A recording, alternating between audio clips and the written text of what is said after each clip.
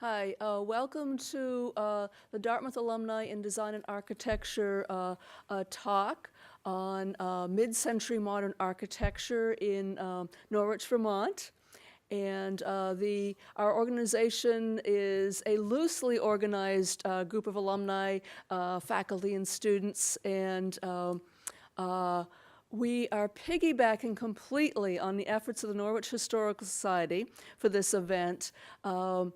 Sarah is going to tell you how this talk came about, but it's a part of a series of events that the Norwich Historical Society and the Hanover Historical Society presented in the summer and fall.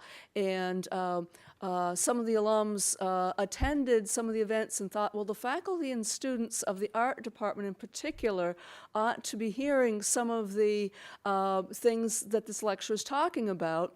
But the events were not on campus, so we thought we would book a space, and then there were some people that hadn't been able to make the public events that also wanted to come, so we thought we would just invite a whole bunch of different people and invite you. So I see we have a nice mix of people. The name tags are because we do have some senior architects in the audience, some of whom will be named in the lecture, and you might like to get to meet them afterwards. We also have at least one homeowner who lives in one of the houses designed by an architect we're going to be talking about. So there's some very interesting people in the audience. Now, my name is Sue Reed. I am a class of 81. We have at least one other 81 today with us who is visiting from Saratoga, New York. So I think he's probably come the farthest for the lecture, though he was in town for something else. And then our lecturer traveled all the way from Norwich. So Sarah Rooker is the head of the Norwich Historical Society. Before that, she was the educator for the Vermont Historical Society. I cannot say that word, Historical Society. And she attended the College of William and Mary and University of New Hampshire. And she's a museum educator and historian, if you will. And so she's delving now into architectural history. And she's found all kinds of interesting things about Norwich, Hanover, and the Dartmouth faculty in the mid-century. So Sarah Rooker, welcome.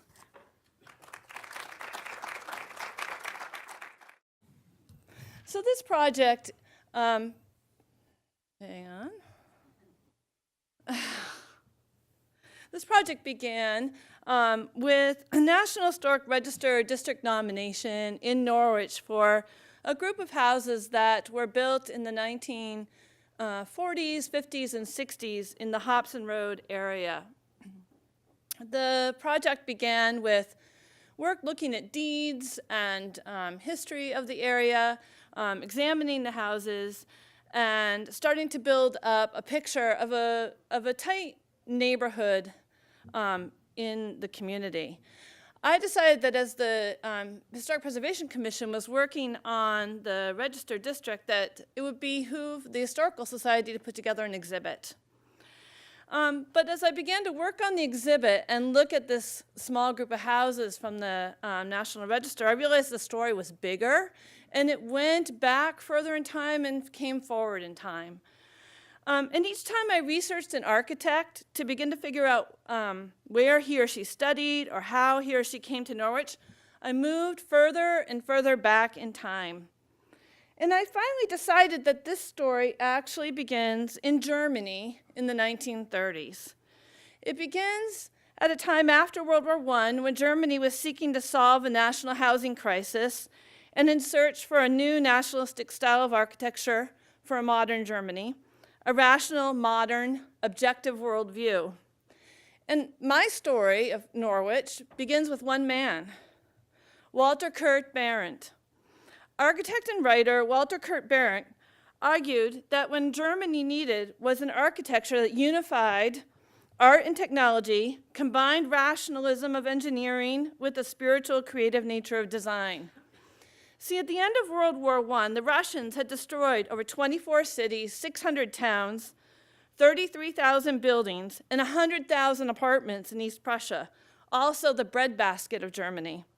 And Behrendt was put in charge of publicity for the Prussian Ministry of Public Health and Department of Public Housing, and advocated a resettlement, moving Germans into Prussia, developing villages and housing. He published a magazine featuring the writings of prominent architectural thinkers, including Corbusier, Walter Gropius, and Mies van der Rohe. Our story also begins at Dartmouth. During the 1930s, the Dartmouth Art Department established its Artist in Residence program to bring serious artists to campus for short and long-term residencies. It was funded through a discretionary tutorial fund set up by the Rockefellers. Their son Nelson had elected to spend the entire senior year studying art history. And the art department brought in modern architects, artists, designers, painters, and thinkers of the period, becoming the locus of an exciting ferment of modernist ideas. Lewis Mumford, literary critic, philosopher of technology, and friend of Frank Lloyd Wright. Walter Gropius, founder of the Bauhaus in Germany and director of Harvard Graduate School of Design. Oliver Aalto, the Finnish architect, planner, and designer. And Mies van der Rohe, the last director of the Bauhaus. Lewis Mumford's biographer writes, in the 1930s, Dartmouth's President Hopkins was trying to transform the school from a country club for young barbarians to a serious place for work. He invited scholars and artists to campus. Lewis Mumford was a friend of Walter Kurt Berendt, having met each other in New York City at an architectural exposition.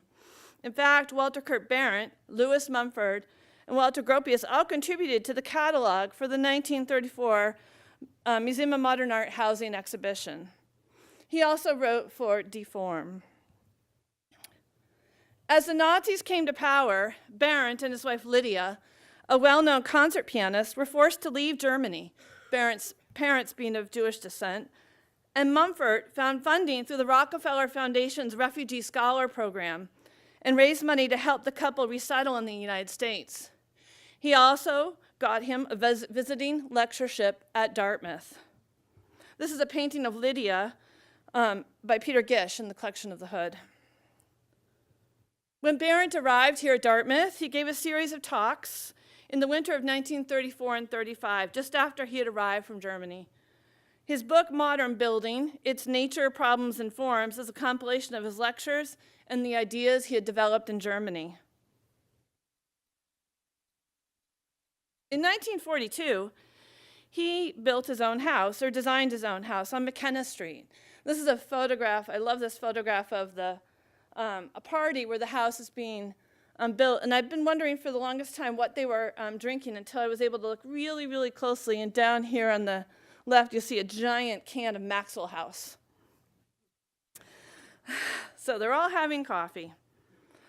So he designed his own house, and Elizabeth, here's the house, Elizabeth Bauer-Mark, a charter apprenticess at Taliesin and director of the Department of Architecture and Design at the New York Museum of Modern Art, helped publish Berendt's house in the magazine Pencil Points just after he died in 1945. In the magazine, they talk about the design determinants for this house. Number one, the budget of a Dartmouth professor. Number two, whose wife is a professional musician. A rural half-acre bordering a roadway, sweeping valley views, and an erratic New England climate. Berendt was a disciple of Frank Lloyd Wright, merging of inside and outside, merging of spaces within so that functions could flow. In this house, the kitchen is connected to the combined dining living room and includes a pass-through window to a dining porch. Berendt loved the views of the White Mountains, Dartmouth, and, quote, the grazing cattle that could be seen from almost any window. So his house looked right out over the Connecticut River toward Hanover. This is the cover of Pencil Point magazine. Lots of Dartmouth students came to visit. Clint Gardner writes of Russian language nights at the house, and other historians tell of an almost salon-like atmosphere filled with music and discussion.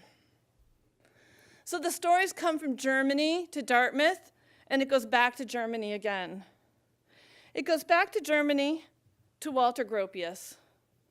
Walter Gropius was a German architect and founder of the Bauhaus School, working in an international modernist style. With the rise of Hitler, Gropius and his wife and daughter left Germany and arrived in the United States in 1937, just a few years after Berendt. He taught at the Harvard Graduate School of Design, chaired the Department of Architecture, regarded as one of the pioneering masters of modernist architecture, favoring simple geometry, modern materials such as steel and glass, smooth surfaces, horizontal and vertical elements, embracement of technology. He wrote, "As to my practice, when I built my first house in the USA, which was my own, and this is this one right here, I made it a point to absorb into my own conception those features of the New England architectural tradition that I found still alive and adequate. This fusion of the regional spirit with a contemporary approach to design produced a house that I would never have built in Europe, with its entirely different climate, technical, and psychological background." And here you see in the house wood, brick, fieldstone, but also chrome, glass block, and latest technologies. Now, to show you just how different Walter Gropius's architecture and design was, let me juxtapose it for you with his neighbor's home. On the left is the home of Ogden Codman in Lincoln, Massachusetts, who was an architect and interior designer. He co-authored The Decoration of Houses with Edith Wharton.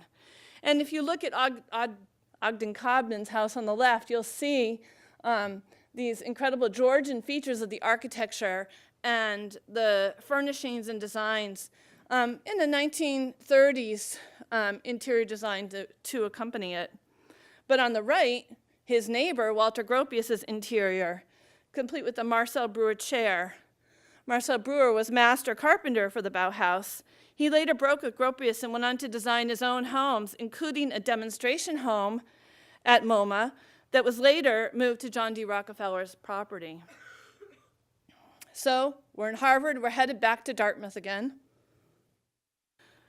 to talk about Edgar Hayes Hunter and Margaret King Hunter, Ted and Peggy Hunter. Both were students of Walter Gropius at the Harvard Graduate School of Design, graduating and arriving back in Hanover in 1945, right around the time that Berendt died. In the 1953 issue of New Hampshire Architect, the Hunters wrote, "The demands of the region were met in careful planning for the trying climate, in large glass areas oriented south for natural heating, in liberal use of thermal insulation, and in use of flat or low-pitched roofs to hold snow and gain free insulation value. In these practical and aesthetic effects of climate on design, the architects believe lie true regional expression." So again, as Gropius was saying, the Hunters are saying that there's an influence here of region. They built at least 6 houses in Norwich and many houses in Hanover and commercial buildings as well. I was curious as to whether or not the Hunters had ever corresponded with Gropius about the houses they were designing in this area. So I did go down to Houghton Library, and I only found one letter between the two of them. This is just a little crop of it at the bottom. And they were actually discussing Wheaton College, so they weren't discussing our area. One of my little fruitless jaunts to Boston to try to figure out who some of these folks were talking to each other. Here's a photo of them teaching. On the left, you'll see their studio, and on the right, teaching the studio at Dartmouth. One of the first houses they built in the first house they built in Norwich was the Wentworth Eldridge House, built by Trumbull Nelson in 1948 and published an architectural record in 1950. Dr. Eldridge was a Dartmouth College sociology professor and consultant to NATO, who in World War II helped divert German attention from the Normandy invasion. Later, he consulted for the CIA and the Joint Chiefs of Staff, and after the war, he returned to Dartmouth and headed the sociology department. The interior of this house, originally designed with the first floor servants' quarters and kitchen completely separated from the family living area. The house was to convey the idea that this was a setting for sophisticated people who entertained handsomely on a rural site, but with no hint of rusticity, even in the cypress siding. The interior entryway with this round stair reminiscent of Gropius's entry foyer with round stairs as well. And on the right, the interior garden, the mix of indoor and outdoor with the big windows, but also with the indoor garden. Another house in Norwich, designed by the Hunters, is the Francis and Salome Drury House, built around 1948, located on Elm Street. And there are some similar design techniques with this one as well. On the left, there's a kitchen and maid quarters. You enter in through the back with the living room completely focused, opening out onto the view. There's a massive vertical chimney block separating out the living space from the more private sleeping quarters. Here's the interior of that house today. And you can see just up the steps, that entire back area was an indoor garden that you entered in through the indoor garden and then down into this space and looked out at the sleeping view. They believed in indoor garden. They believed in the value of plants inside, the health. They published a book called The Indoor Garden, which is up here, and this photo comes out of it. I believe this might be their son in the photograph. Another house in Norwich they built was the Pennington Hale House. This was built by Trumbull Nelson in 1951 and published in Progressive Architecture in 1954. Pennington Hale was a former assistant director of the League of Nations Association. And he wished, first, to have a comfortable home and quiet place in which to write. Second, enough space to entertain. And third, a place devoted to the enjoyment of the fine piano and recorded music. And this house here, you can see many of the features of the Hunter homes that you see in Hanover, including this carport, the main living space on the second floor to take advantage of the view, and this marriage of indoor and outdoor spaces. Here's a photo of the interior of that house. The Hunters not only designed the house, but they chose the furniture, the fabrics, all the interior accessories, down to the last piece of tableware. And the furniture was designed by Jens Rissam and Herman Miller. If you look at the chair right here, on the next slide you'll see here we are, this photo of Jens Rissam in his chair. One of the first to bring Scandinavian design to the United States, valuing simplicity and craftsmanship. I went to try to find furniture for our exhibit at Norwich Historical Society. I wanted to add some three-dimensionality to the exhibit, and when I put a note out onto the listserv asking for mid-century modern pieces, Norwich brought me Jens and Rissam furniture and Eames chairs and Danish modern. This house in Hanover, a small house for an artist's family, in Architectural Record, 1960 by the Hunters. Richard Wagner was chair of the Dartmouth Art Department. It had an open plan, bedrooms and family room on the lower floor, and taking advantage of the views, the main floor with large windows lifted above the hill. Here's an interior view. Another building, and here it is today. You can see some of you recognizing this house as we go through some of these. Here's a favorite house, a building in Hanover by the Hunters. Bradley Hall. The Hunters also built faculty apartments on East Wheelock Street, the Lutheran Church and Parsonage, and designed the co-op. Now, our story of Hanover isn't complete without really turning to the Hopkins Center briefly. In 1955, Nelson Aldrich Rockefeller, who had been president of MoMA, became the head of the building committee for the Hopkins Center. His father, John, had started off the project with a gift of $1 million in honor of President Hopkins. The idea for the Hopkins Center was to bring the creative arts into physical proximity in a place of central importance in the life of the college. Basically, all the students had to walk by the art to get their mail. It was to be the first art center of its kind in the country. And this is a rendering done by Paul Sample, the first design in a watercolor perspective. Paul Sample was a member of the building committee for the Hop. Here's a photo with Hunter on the left and Paul Sample on the right. So it's Ted Hunter on the left, then Jerry Lathrop, Artemis Packard, and Paul Sample. They all were working on the design of this space. And Churchill Lathrop, professor of art, wrote about the Hopkins Center. We want to live in the garden courts and this idea of big windows and indoor and outdoor, carrying on this theme I've been bringing forth. We want to live with nature more intimately today than in the past. We no longer need to fear nature or hide from her, even in a Hanover winter. Our technology has made us more comfortable in more open shelter, and psychologically we are happier today with less demarcation between indoors and out. Now we all know that the Hopkins Center ended up with a second design after the alumni protested, but that was the first. I'm going to take us back over to Norwich. The hills in Norwich gave an opportunity to incorporate extensive views into house plans and create dramatic exteriors on private downhill sides while maintaining this more simple, demure appearance on the public road side, typically on the uphill. A very modernist concept of conscious relationship of building to the landscape. This picture also really shows a difference in design of village.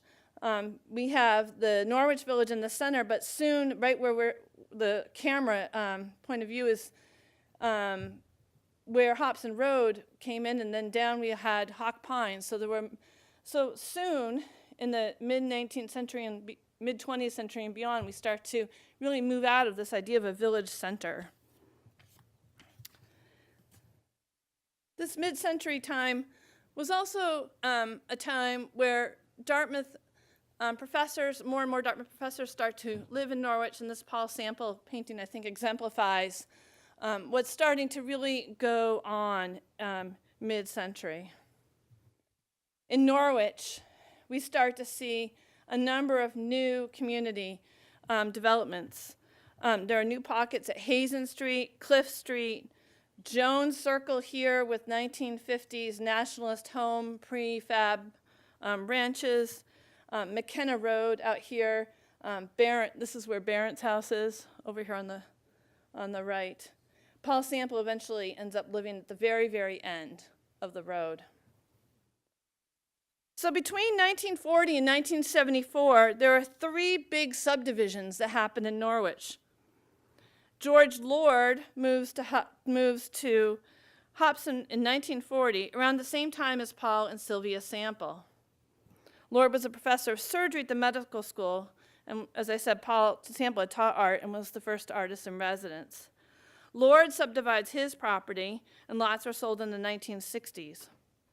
And in this case, there were deed restrictions that described share rights of way and pond access, as well as set minimum value for new houses, another new way of approaching development. Here's Paul Sample working on a mural that is now at Vermont Historical Society in his house at 163 Hobson Road, a house where we see the shed roof, oriented away from the streets and to the view, a main block connected to a large shed, and a garage that's sheltered under a deep eave overhang with clear story windows on the road side. Now, someone else comes along to Norwich. In 1951, Keith and Edna Warner of Fort Lauderdale bought two large parcels on Hobson Road. Warner was a major collector of abstract art, and they wanted a New England college town in which to settle. In 1952, they built this house here, a modernist house. They fill it with pieces by Picasso, Rouault, and Alexander Calder. And they continued to subdivide their properties and build modernist houses laying out Pine Tree Road. I was curious as to what paintings were in Norwich, so I went to the Museum of Modern Art exhibit catalogs and hunted up paintings on loan from the Warners of Norwich, Vermont, and found paintings by photographs by Stieglitz, paintings by George O'Keeffe, Picasso's La Lecture, Rouault's Head of a Clown, Matisse's Atelier, were all hanging in Norwich. Of course, one of the things that always happens when you create an exhibit or do any project is as soon as you finish, you find out something new. So within probably a month of having done our exhibit, I received in the mail an autobiography of Edna Warner. And in it, she talks about how they hung Picasso's La Lecture over their bed. After the Warners moved to Norwich, they became involved in art exhibitions at the Hood, and they sponsored, not at the Hood, I'm sorry, but at Dartmouth, and sponsored Haitian artist Roland Dorceley. And it looks like several neighbors in this area actually purchased his work, including the Wentworth Eldridge, who lived in that very first Hunter house I shared. And Edna Warner gave several pieces to the Hood after Keith died. Here's a picture of the Warner house today. After his death in 1959, his widow moved away and sold the property to Nathan and Patricia Bridgman in 1963, who built the sleekly designed mid-century modern style furniture store on Miracle Mile. But who designed the house? And who designed the houses in the subdivision that all look so similar? A clue, well, we started to wonder, one thought we had was perhaps to look at the Warners' correspondence and look at the address for where letters were being sent in Florida, and then look and see which architects were designing in the neighborhoods identified in the correspondence. Well, it turns out the Warners are really good friends with Alexander Calder. And here's Alexander Calder on the left, and on the right, you'll see a photo or a drawing sketch that he was doing for Edna of a bracelet he was making for her. Here's a postcard, Keith Warner in Fort Lauderdale, and it says, "It's on the fire, I'm getting more wire, Sandy." So he's working on the bracelet, but we spent time looking at Royal Plaza, Fort Lauderdale. We thought we had an architect, had to put the exhibit up, and at the exhibit opening, the owner of this house walked in with the plans for this house and the Florida architect. So here at 112 Hobson, the floor plan, the blueprints tell us that Charles Foster McCurahan designed this house. Built in 1952 to 54, sold to John and Ellen Griswold. John Griswold was a professor of finance at Tuck. And it's one of 6 houses built by the Warners between 52 and 56. With first floor living space of kitchen, living room, dining room, den, and bedroom. Second floor, another bedroom and laundry. Charles Foster McCurahan from Fort Lauderdale was practicing in the 1950s. He designed hundreds of homes and developments in Fort Lauderdale, Miami, the Bahamas, the Honduras, Ecuador, and the Dominican Republic. I still wondered why Charles Foster McCurahan, how did they meet?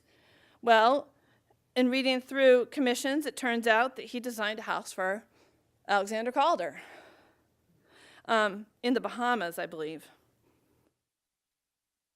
So here are 4 of the houses altogether that we think are all designed by McCurahan. This one here for Francis and Emily Merrill, built 1954 to 56. Francis Merrill attended Dartmouth, and he came back to write one of the first introduction to sociology textbooks. But you see, again, this simple box style, 2-story frame house, carport, oriented away from the road, out off over the hills and the view. You see these corner windows as well, trying to create sort of more of almost like a transparent, simple corner, a very mid-century modern technique. Here's 48 Pine Tree for Francis and Mildred Sears in 56. Sears is a professor of physics at MIT and then Dartmouth. Similar western facade, similar carport, a 24 by 42 box, windows meeting at the corners. Many of these houses have had additions popped on top of the carports, as you can see. This one here, probably the one that remains similar today, most similar today. Frederick Sternfeld, someone else who fled from during World War II. He fled from Vienna and came to New York and he was a modernist musician, and some of his music is at Rauner. But again, you see this American culture of cars, privacy, orientation to backyard. Interiors also show this idea of privacy, this sort of open family life inside. This is actually Peg Hunter. She had designed her home with a central kitchen, and GE became so enamored by her kitchen design that they recreated it in their model home and published it in Life magazine.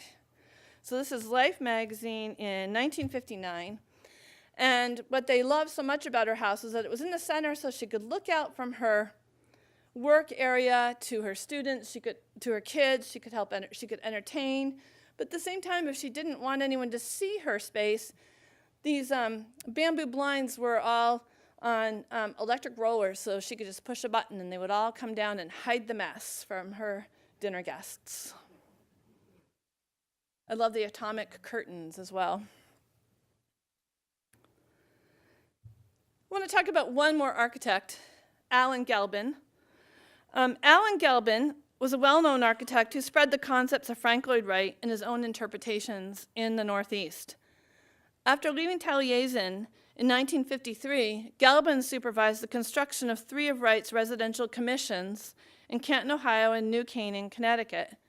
He learned concepts from Wright, such as working toward the relationship between the building and the site, conveying a sense of shelter, refuge, and privacy, having interior spaces that flowed freely, using natural materials, conveying a sense of repose, and building in furniture and mechanical systems as much as possible.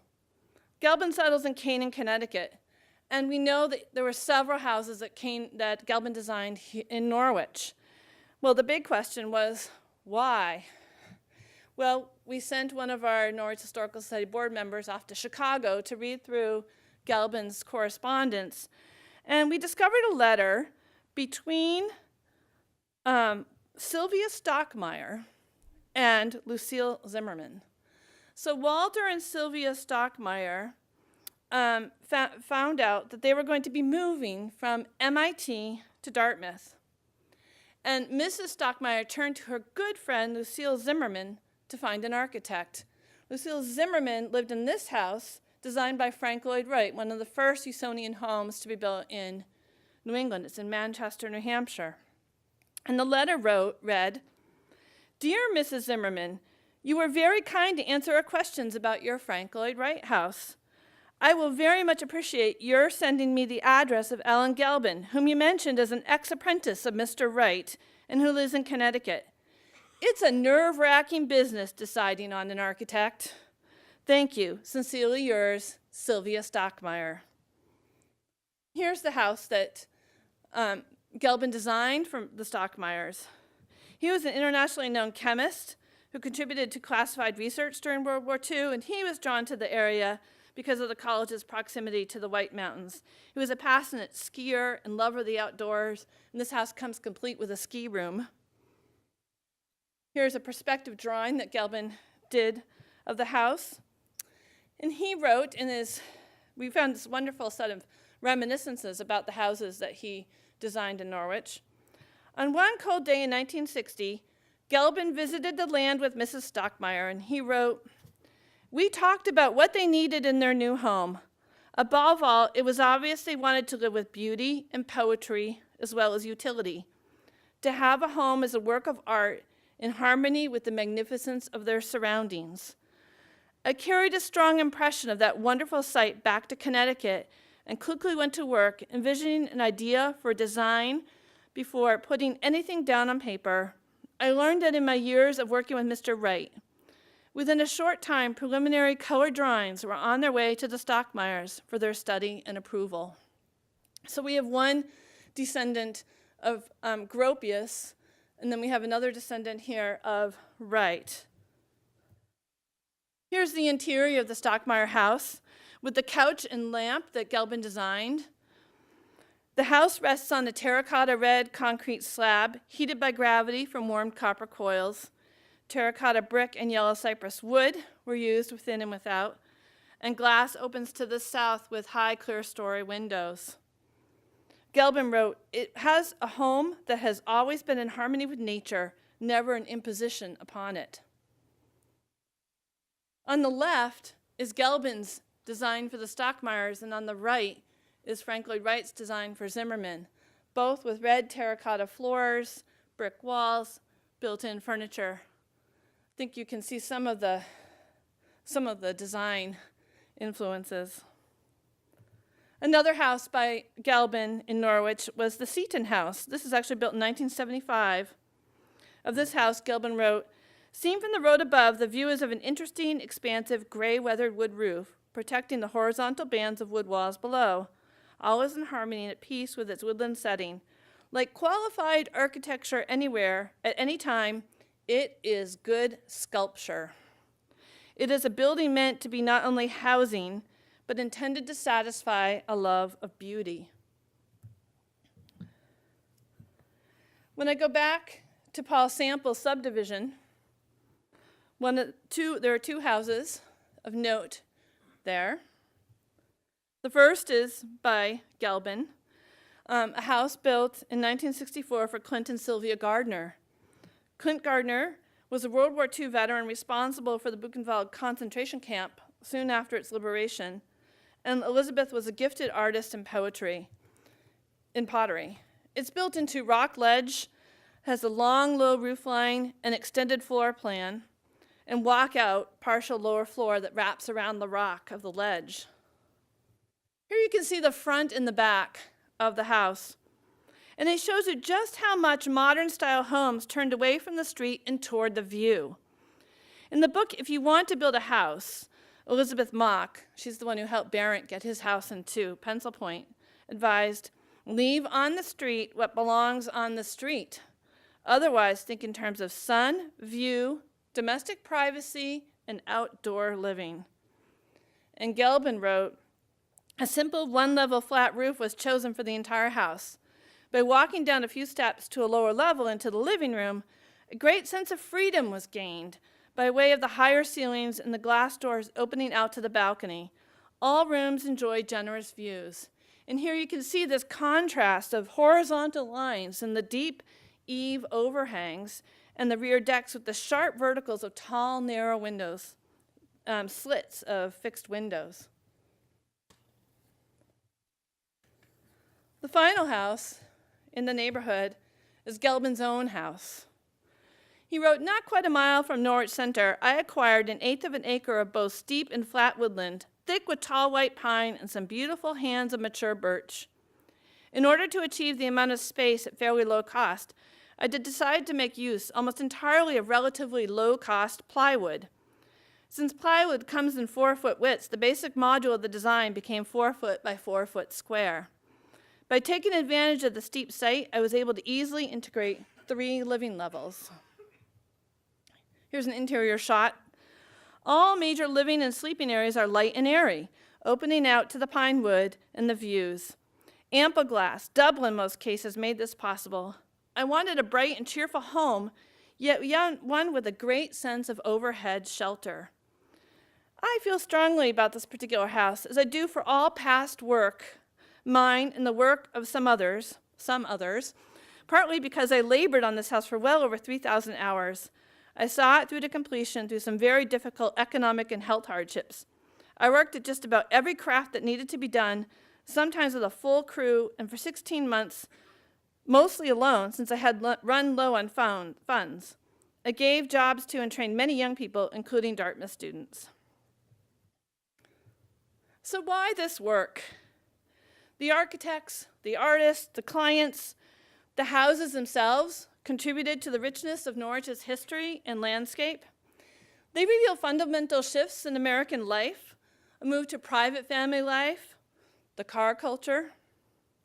Their approaches to passive solar, use of new technologies, connections to the landscape, all paved the way for today's architectural design, solar initiatives, and conservation of land. And these houses are vulnerable. Many people in Vermont, when they think of the houses they want to save, they're saving the federal homes in the center of the villages and the white Greek revival churches, and they don't think about these modernist homes that have such stories to tell. So thank you very much.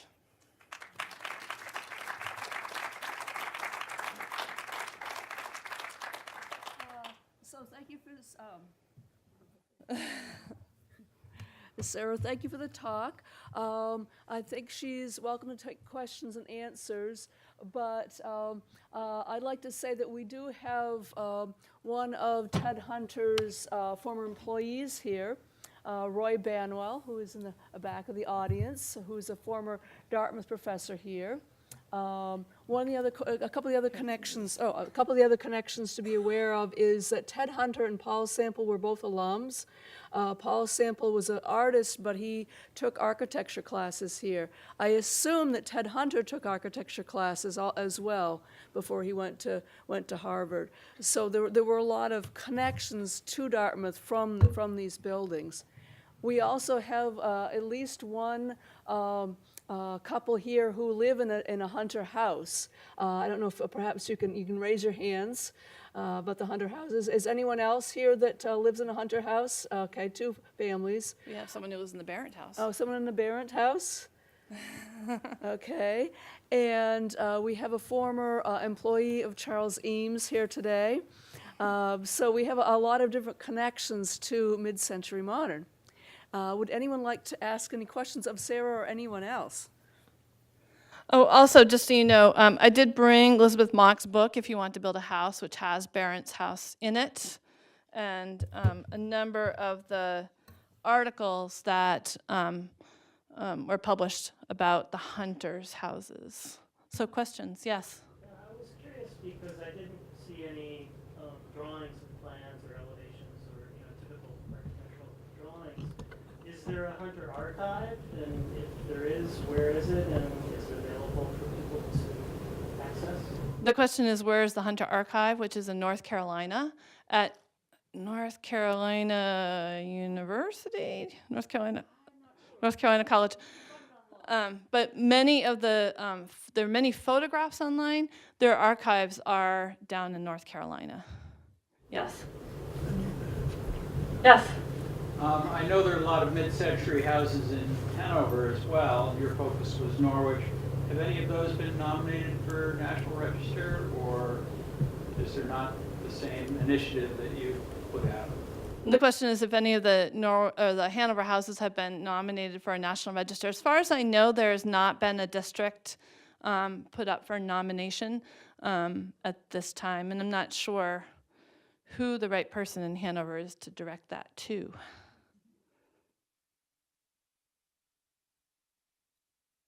Well, if anyone would like to come up and look at these books or chat, I'd be glad to talk with you. Thank you.